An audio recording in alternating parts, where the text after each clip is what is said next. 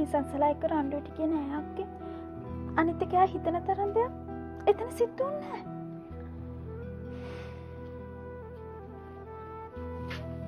මට විශ්වාසයි නංගි. ඒත් මට ඒ වෙලාවේ කතා කරන්න පුළුවන්කමක් තිබුණේ නැහැ. මාමයි අප්පච්චි මැද්දට බැලලා මට මේ ගැන කතා කරන්නත් බෑනේ. මං ඒක දන්නවා අක්කේ. අනිත් එක ඉතින් මං දන්නවනේ. නිසංසලා මගේ එකයි දේවයි එකයි කොච්චර තරහද කියලා. දේවයි නිසංසලාට ආදරේ නොකරට ඔයා මොනා කරන්නේ? මාමගේ හිත හොඳටම නරක් වෙලා. ආයෙත් මොන ප්‍රශ්නේද දන්නේ. හිතලා බලලා වැඩ කරන්න නංගි. ඔය නිසංසලත් එක්ක ලේසි නෑ. අනේ මන්ද මනා කරන්නද කියලා අක්කේ. දේවයි එක්ක අපේ අය තිබේ යාළුකමත් අඩු කරලා. නිසංසලා නම් අම්මපා මහා යක්ෂ ගෑණියෙක් නේ. එයාට ඕන දෙයක් කොහොමද කරනවා? මට මුකුත් හිතා ගන්න බෑ. හැබැයි එක දෙයක්. මම මේ සම්බන්ධය නතර කරන්නෙත් නෑ. ඔය නිසංසලා කියන විදිහට නටන්නෙත් නෑ. මං එන විදියකට මුහුණ දෙනවා අක්කේ. බය වෙන්න එපා. අපි ඉන්න ඕන දෙයකට.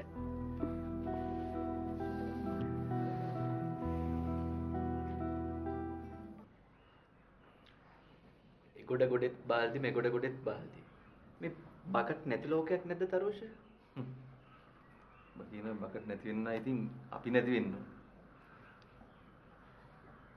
හරි දැන් නිකන් හිටියේ උඹට කොහොමද බකට් එකක් පෙරළුනේ? අපේ මේ නිසංසලා නෝන ඉන්නව නේද? එයාගේ රැකට් නිසා මට බකට්. ඒක නම් පරිසර විනාශයක් නේ. මට සිද්ධ වුණේ මේ ස්වාභාවික විපතක්. කිසිම දුස්තේක් නැහැ. නිකම්ම දෙකට නැමුණා. ඔකට වෙන්නේ නැති එහෙනම් අර සමහරු කියන්නේ ඉරණම කියලා. අපේ තාත්තගෙන අදහසක් තියෙනවා වැඩිටත් දාන්න. ඒනට මට බය තියෙන්නේ මේ රිද්ම මොනව කරයිද කියලා දන්නේ නැහනේ. තාත්තා මොනවද කියන්නේ තරුෂ? තාත්තා කෙලින්ම ඉදිරිපත් වුණා ඇත්තම කියලා ප්‍රශ්න විසඳන්න. ඕමිට අපේ තාත්තා හරි හොඳයි බං. හැම තාත්තා කෙනෙක්ම හොඳයි තරුෂ. මේවා මේ අනවශ්‍ය විපත්නේ. ඒක නෙමෙයි. දැන් උඹ මොනවද මේ ප්‍රශ්නෙට කරන්න හිතාගෙන ඉන්නේ? රිද්මව හම්බෙලා කෙලින්ම මේ ගැන කතා කරන්න ඕන. පණිවිඩය වල හරියන්නේ නැහැ. ඉතින් අපි try එකක් දෙමු. ඔය ප්‍රශ්නේ විසඳුණා කියන්නේ මචං මේ අපිට තියෙන ප්‍රශ්න වලින් භාගයක් ඉවරයි. අපිට ෂුවර්ද? ඔව් මට ෂුවර්.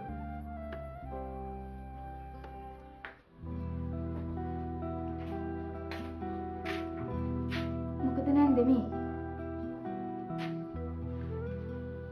බලන්නකො දුවේ. පියසෙනවම ළම මේ කටුවෙත් පස්ස ගහනවා. කොහෙද ඉතින්? මං නැන්දට කිව්වට අහන්නේ නෑනේ. ඔය දේව්වයියගේ හැටි ඔහොම තමයි. එයා ඔය අහිංසකයා වගේ හිටියට එයාට ඔය ගානක් නෑ. දැන් ඔය විදිහට කී දෙනෙක්ව දැන් කසාද බැඳලා ඇත්ද?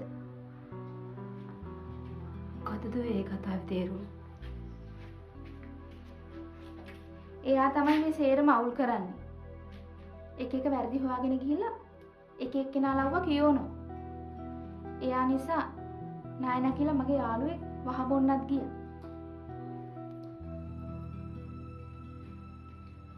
ඔයා ඔය කියන්නේ ඇත්තමද? මේක මගේ ගෙදර. මගේ මහත්තයාගේ ගෙදර. මම මොකටද මේ ගෙදරට බොරු කරන්නේ?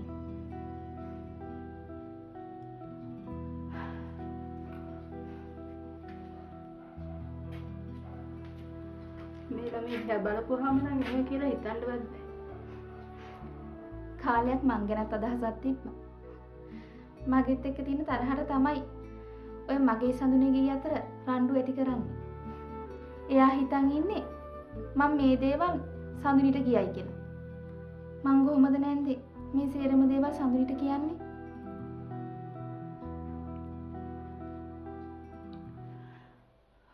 එයා මේවා කියපු එක කොච්චර දෙයක්ද?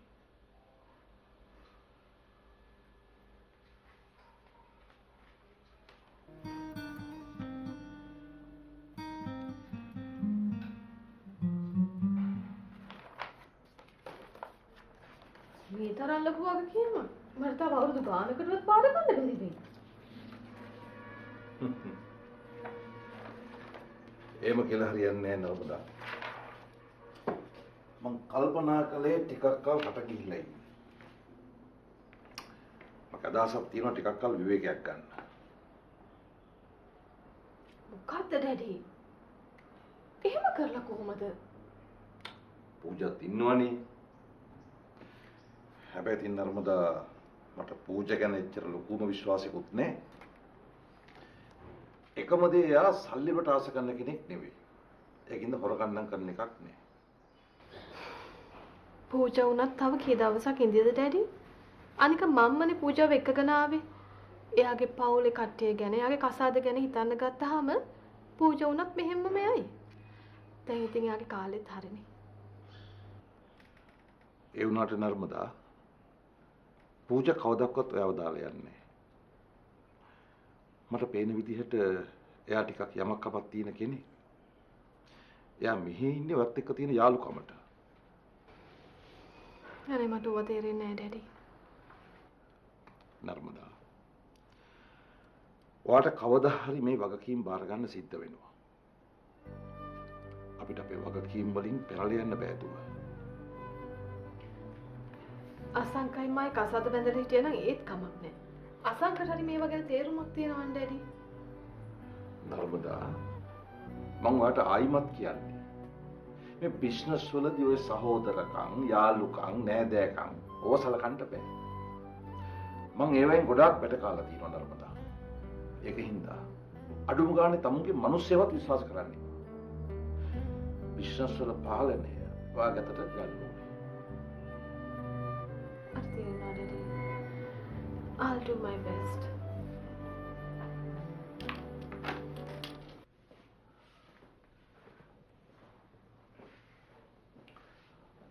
පූජා ඔයාට ආරංචිද?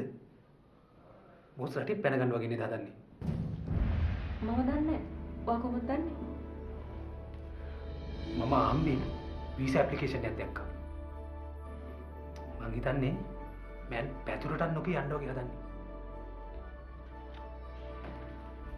ඒක නම් මම දන්නේ නැහැ. හැබැයි ගියත් වැඩි දවසක් ඉන්නේ නැති වෙයි. ඒක පැත්තකින් නර්මදාගේ කසාදේ. අනිත් එක මෙච්චර දේපලක් දාලා එහෙම යයිද? සමහරට පූජා අපි නොදන්න ප්‍රශ්නයක් තියෙනවද දන්නේ නැහැ. ඒක නෙවෙයි. දැන් අපි මොකද කරන්නේ? අන්තිමට එයා අත හොදගනි. අපිට තමයි සේරටම පරිප්පුව ගන්න වෙන්නේ. දැන හොන දැන අපිත් එක්ක කොටස්කාරවනේ. අපිත් එක්ක ලාභ ප්‍රතිලාභ ගත්තානේ. ඒ කියන්නේ ඔයා බොස් වෙනුවෙන් හිරි හරි යන සූදානම්. යන්න උනොත් ඉතින් මොනා කරන්නද? පැනලා යන්නේ. එහෙමනම් ඒ සේරම වැඩි මිසිට බාර ගන්න පුළුවන්. ඒ මොකටද? ඒකට අනිත් අයට කරදරයක් නැහැ නේ මිසි. මං තව ටික දවසකින් කියන්නම් කවුද හිරේ යන්නේ කවුද නැත්තේ කියලා.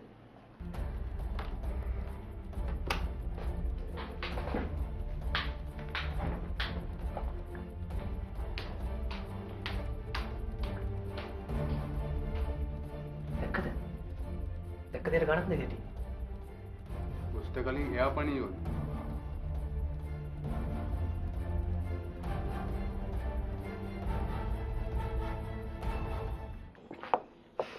අන්තිමට ඉතින් පාටියෙනුත් පාඩුවක් උනේ මට තමයි. ගණන් ගන්න එපා සඳුන්නෝනේ. ඒක ඉතින් ඒගොල්ලන්ගේ ජාතියේ හැටිමනේ. මොන ජාතියද?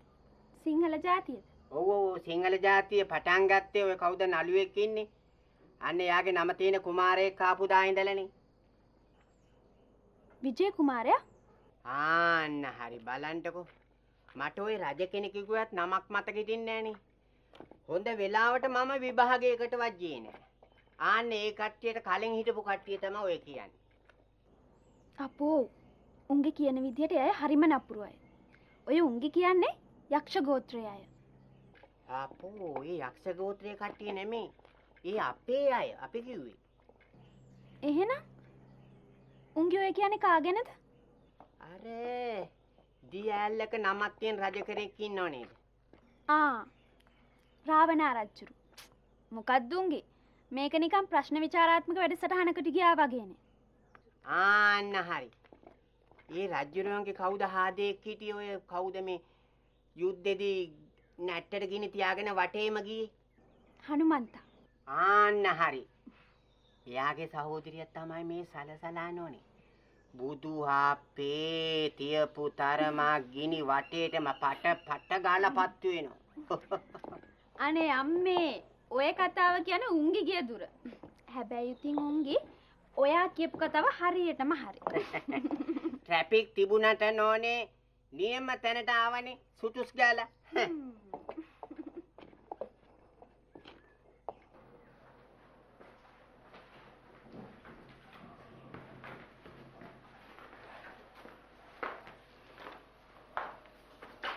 සංගය මම නම්බුවට කතා කරුවට බලාගෙන ගියාපුවම නර්මදාට තියෙන දේවල් ගැන හිතනකොට මේක අතාරින එකත් ලොකු පාඩුවක්.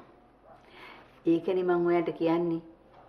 ඕවා කෙරුණත් නොකරුණත් නිකරුණේ මිනිස්සු එක්ක ප්‍රශ්න ඇති කරගන්න එපා කියලා. මේවා අපේ අයියලාගේ වැරදි. සංගය ඔයා පොලේ ගිහලා බඩුවක් කරන්නේ නැද්ද? පොලේ බඩු කේවල් කරපුවාම තමයි අපිට ඕන විදියට ගන්න පුළුවන්. අනේ සීපාලිකා පොලට ගිහලා කරපිංච මිටියක් ගන්නවා වගේ මනමාලියක් ගන්න පුළුවන් ද බාල්දු කරලා? හොඳ වෙලාවට ඔයාට ඉන්නේ එක පුතයි. නැත්තම් ඔයා මොනවා කරගන්නද මන් දන්නේ. මට ඕව ගැන හිතා ඉන්න බෑ සීපාලිකා. මට දැන් ඕනේ මගේ දරුවට සතුටින් ඉන්න පුළුවන් උදව්වක් කරන්න පුළුවන් ගෑනු ළමෙක් හොයලා දෙන්න. මම මගේ දරුවා වෙනුවෙන් උගා දුක් විඳාම කෙනෙක්. ඒකනේ සංධ්‍යා මමත් මේ දඟලන්නේ. ඒකනේ මමත් මේ ඔයාලට හෙල්ප් කරන්න ඉන්නේ. හොඳයි බලමුකෝ. මේ මිස්ටර් ඩග්ලස් අපේ සමහරක් බිස්නස් නතර වුණ ගානයි. මේ ගොඩවසකින් බඩුවා වෙන්නේ. යොහාන් අපිට සමහරක් දේවල් දිගින් දිගටම කරගෙන යන්න අමාරුයි. හැමදාම කාලේ එක වගේ තියෙන්නේ නෑනේ. අපිට මේ හැමදේම නවත්තන්න කවදා හරි දවසක් එනවා. මේ ඒතකොට මිස්ටර් ඩග්ලස් අපි මේව නතර කරනවද? ඒක තමයි යොහාන් මාත් මේ කල්පනා කරේ. අපිට මේ දවස් ටිකක් හොඳ මදි. හැබැයි මිස්ටර් ඩග්ලස් අපි මේකට මොකක් හරි නොකරොත් ලොකු පාඩුවක්. යොහාන් ටිකක් පාඩු වුණාට කමක් නැහැ. එක පාරටම අත දාන්න හොඳ නෑ යොහාන්. මුට්ටිය දාලා ටිකක් බලන්න. මේ අපි එතකොට මේ විදිහටම ටික දවසක් බලනවද? ඔව් යොහාන්. මේ තියෙන ටික මේ විදිහටම කරගෙන යනවා.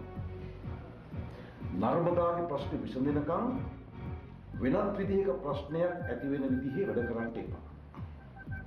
ඕකේ මිස්ටර් ඩග්ලස්. ඕකේ.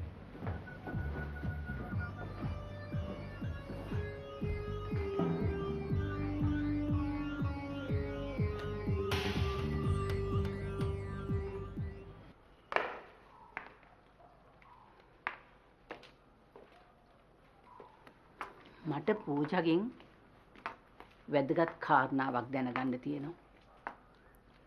මොකක්ද ආන්ටි ප්‍රශ්නේ? නර්මදාගේ මොකක් හරි සම්බන්ධකමක් තිබුණද මීට කලින්? ටිකක් දුරදිග ගිය එකක්. මම ඒ ගැන නම් කියන්න දන්නේ නැහැ ආන්ටි. එයාගේ මගේ යාළුකම ඇති වුණේ ලංකාවට ආවට පස්සේ. ඊට පස්සේ නම් එහෙම දෙයක් ගැන දැනගන්න ලැබුණේ නැහැ. මට මේක හරියටම දැනගන්න විදිහක් නැහැනේ.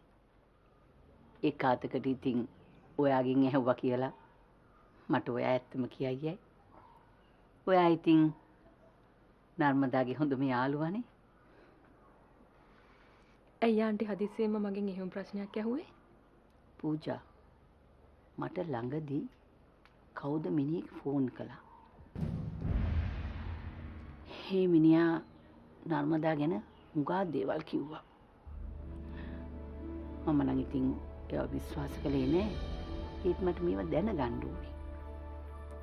සේපාලි ආන්ටි එහෙම මේවා දැනගත්තොත් ප්‍රශ්නයක් වෙයි නේද ආන්ටි? ඒකම තමයි ළමයෝ මටත් බය. ඔයා දන්නවනේ. දැනටම සේපාලි කාන්ටි මට මේවට දොස් කියා ඉන්නේ. මොකක් හරි ප්‍රශ්නයක් වුණොත් නර්මදාට වඩා අමාරුයි වැටෙන්නේ පැත්තක හිටපු මම. ඔහොම යෝජනාවක් ආවම ආන්ටි එක එක තරහකාරයෝ එක එක ප්‍රශ්න දානවා. අපි කලබල නොවි ඇත්ත නැත්ත හොයලා බලමුකෝ. හොඳයි. එහෙමනම් පූජා මේ ගැන ටිකක් හොයලා බලලා මට කියනවද? හොඳයි ආන්ටි.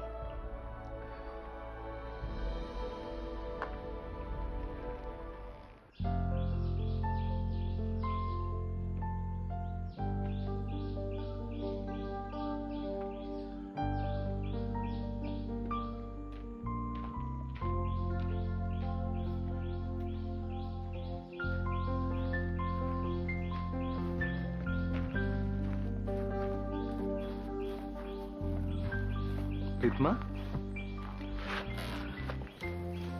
ඔයා අක්ක ගෙදර නෑනේ. අක්ක ගෙදර නැති බව මම දන්නවා. මට දෙයින්ද කිව්වා. එහෙනම් අයියෝ ආවේ? ඔයාටයි මටයි දැන් කතා කරන්න දෙයක් නැහැනේ. ඔය යන්න. ඒ වුණාට මට තියෙනවා ඇත්ත එක්ක කතාවක්. මම ඔයාගේ අක්කට ගොඩාක් ගරු කරනවා. එයා හොඳ කෙනෙක්. මට යාට තවත් බොරු කරන්න බෑ. මට ඇත්ත කියන්න ඕන. දැන් ඇත්ත කතා කරන්න ගියොත් තරුෂ මෙතන මහ යුද්ධයක් ඇති වෙනවා. මම පිළිගන්නවා මගේ වරද. මම මුලදී බය වුණා. ඇත්ත කියනවා නම් අපිට මුලදීම කියන්න තිබුණා. රිත්මා මේක ඔයාගේ විතරක් නෙමෙයි. අපි හැමෝගෙම වරදක්. අපි තාත්තා මෙහි ගැන කතා කරන්න. මොනවා? රණසිංහ මාමා මේනවා කිව්වද? අනේ තරුෂ පින් සිද්ධ වෙයි. එන්න එපා කියන්න. එහෙම කියලා බෑනේ රිත්මා. මේක ඉවරයක් තියෙන්න ඕනනේ. මේ තරුෂ අහන්න. එපා කිව්වම එපා.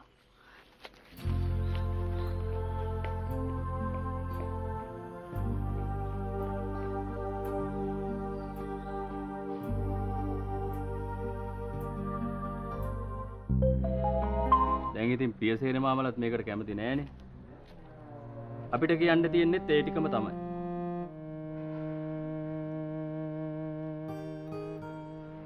මට දැනගන්න පුළුවන්ද ඔයගොල්ලන් මේ එකපාරටම තීරණය වෙනස් කළේ ඇයි කියලා? ඒකට හේතු දක්වන්න ඕනද?